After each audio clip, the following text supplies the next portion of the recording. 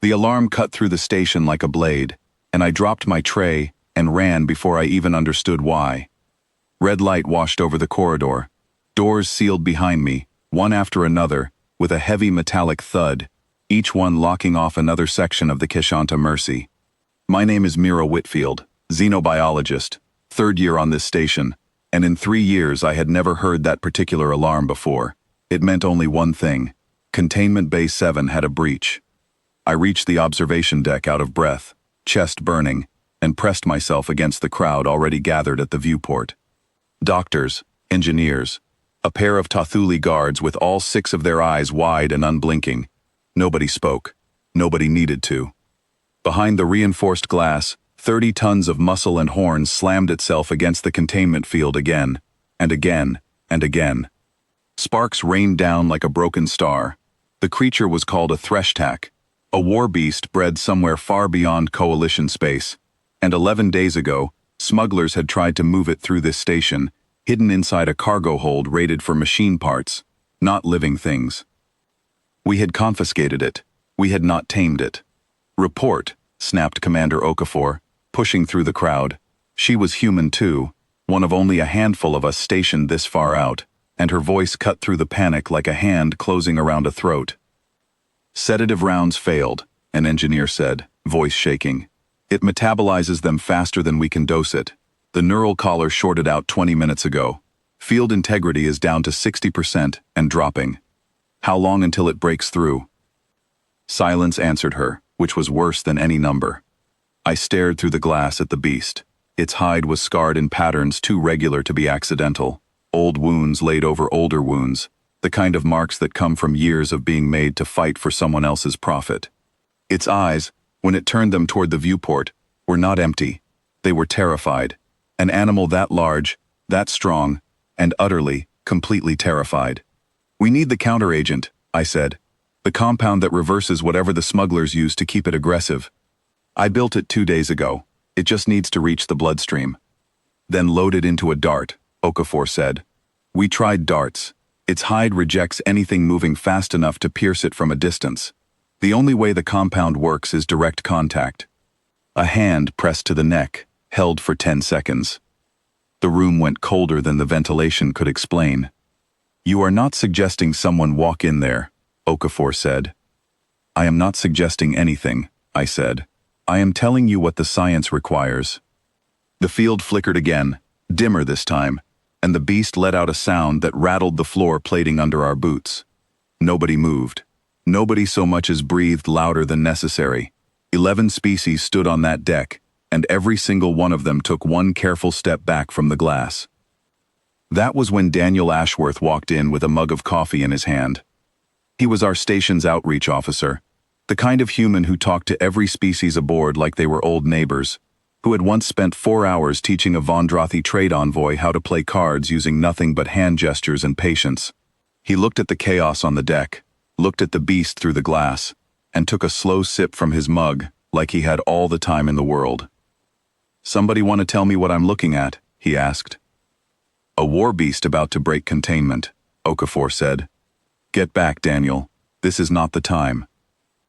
"You said direct contact reverses whatever's wrong with it," he said, looking at me instead of her. 10 seconds, you said." My stomach dropped. "Daniel, no. You said 10 seconds. You are not a doctor. You are not trained for this. That thing could end you before you finish the sentence you are about to say." "Or," he said, setting his mug down on a console with a soft click, "it's a scared animal that's been shot at, shocked, and stared down by armed guards for 11 straight days, and maybe what it needs is somebody who isn't holding a weapon." Nobody had an answer for that. I certainly did not. Okafor grabbed his arm. "I cannot authorize this." "Then don't," Daniel said gently. "I'm not asking you to. I'm telling you I'm going in, because in about 90 seconds, that field is going to fail on its own, and then all of us are in the exact same room as that creature with no plan at all. At least this way, one of us walks in on purpose." He was already moving toward the access door before Okafor could form a reply.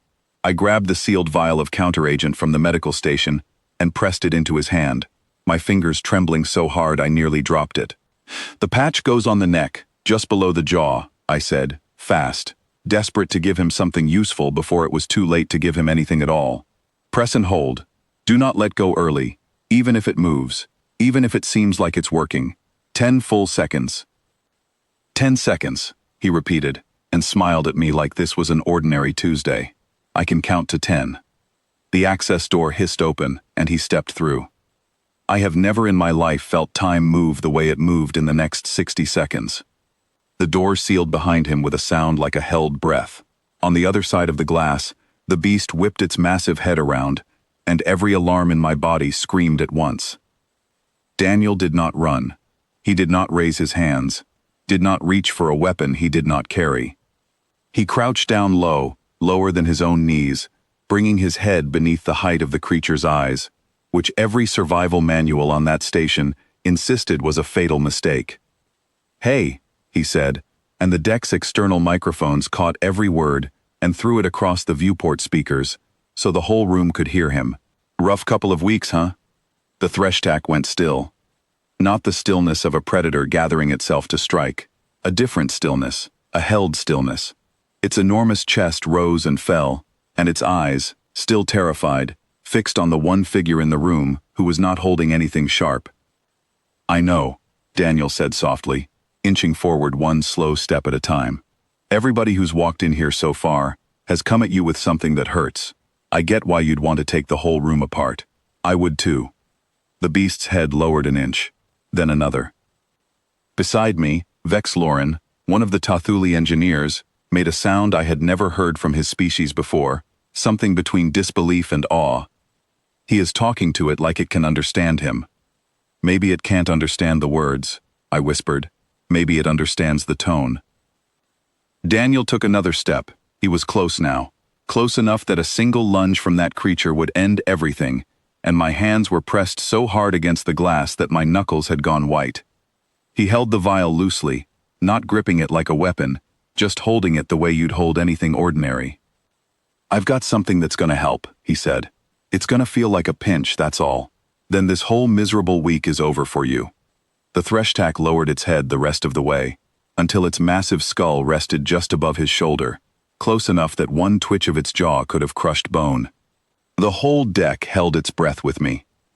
Daniel reached up, unhurried, and pressed the patch to the side of its neck, just below the jaw, exactly where I had told him. "1," he said, out loud, counting for himself and for the terrified room watching him. 2, 3. The beast shuddered. A tremor ran down its entire body, and for one horrible second, I thought it was about to throw him clear across the bay. 4, 5. Its breathing slowed. The wild light in its eyes dimmed, not to nothing, but to something calmer, something that looked almost like relief, finding its way back into a body that had forgotten what relief felt like. 6, 7.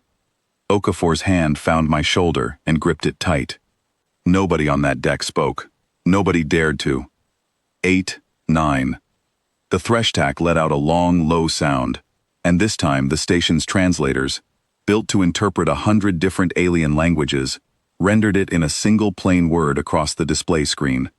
"Relief, 10, Daniel said, and slowly, carefully, pulled his hand away. The creature did not attack. It did not lunge, did not roar, did not do any of the things 11 days of failed containment had trained us to expect. It simply sank down onto its haunches, exhausted in a way that looked less like collapse and more like release, and rested its enormous head against Daniel's knee, the way a dog might after a long and difficult day. The observation deck erupted into sound all at once, cheering and gasping, and at least one Tathuli engineer sitting down hard on the floor because his legs had apparently stopped working. I did not cheer.